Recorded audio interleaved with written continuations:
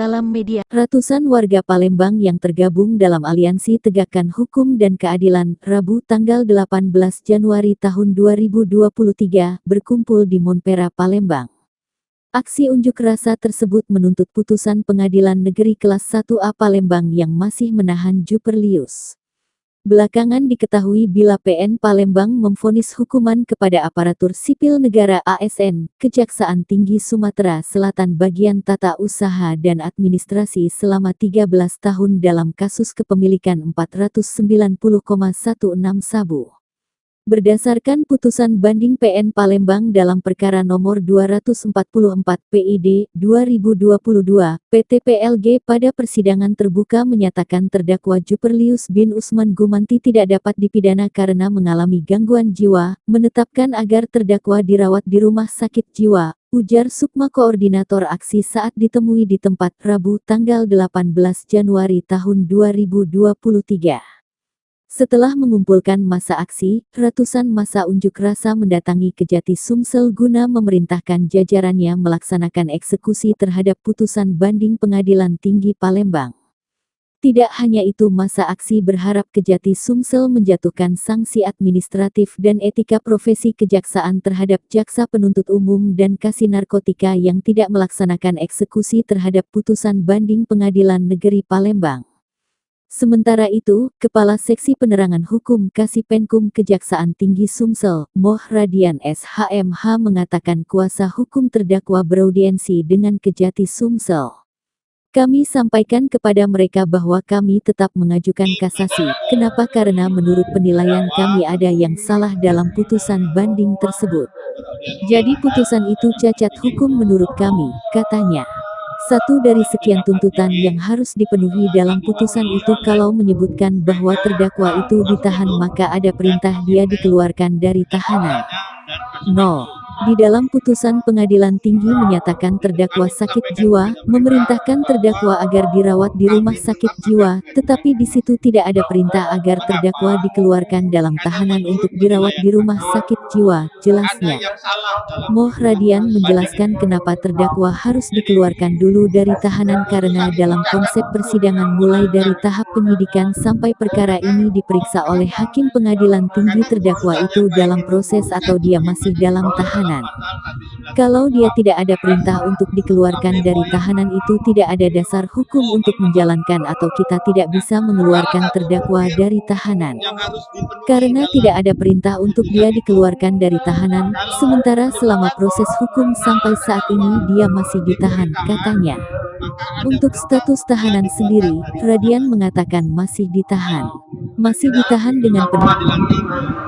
Menyatakan terdakwa sakit jiwa, memerintahkan terdakwa agar dirawat di rumah sakit jiwa. Tetapi di situ tidak ada perintah agar terdakwa dikeluarkan dalam tahanan untuk dirawat di rumah sakit jiwa. Kenapa harus bunyi dia harus dikeluarkan dulu dari tahanan?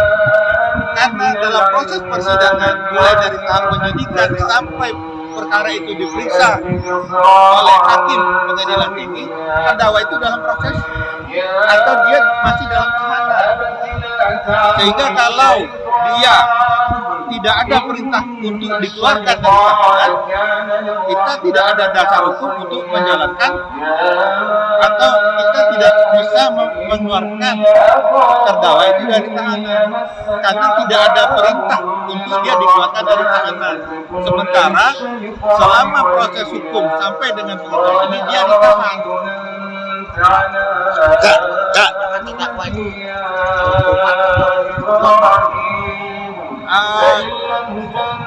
Jadi kan ya kita tidak menyalahkan bagaimana Pengadilan Tinggi memeriksa fakta persidangan di pengadilan negeri itu, kita tidak bahas ke sana.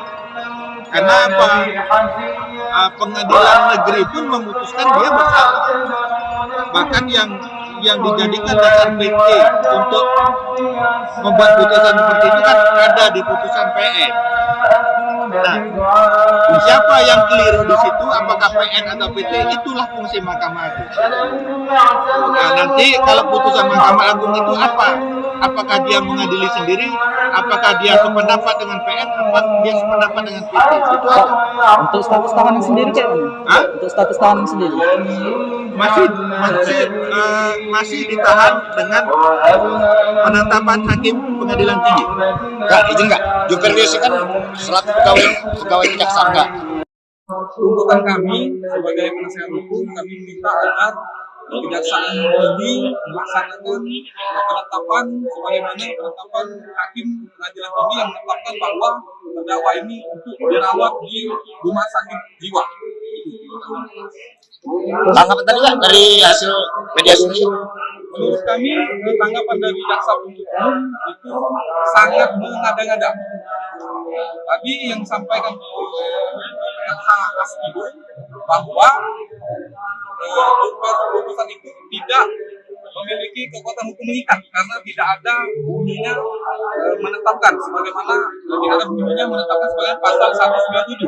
Sementara 197 itu sudah jelas dianulir oleh putusan MK nomor 69 tahun 2012. Jadi mungkin langkah hukum kita ke depan nggak terkait penanganan perkara ini sendiri Pak? Kami akan tetap berjuang memperjuangkan klien kami sampai ke Presiden, ke Mahkamah Agung, lembaga-lembaga negara lainnya. Kak, tadi dapat bocoran.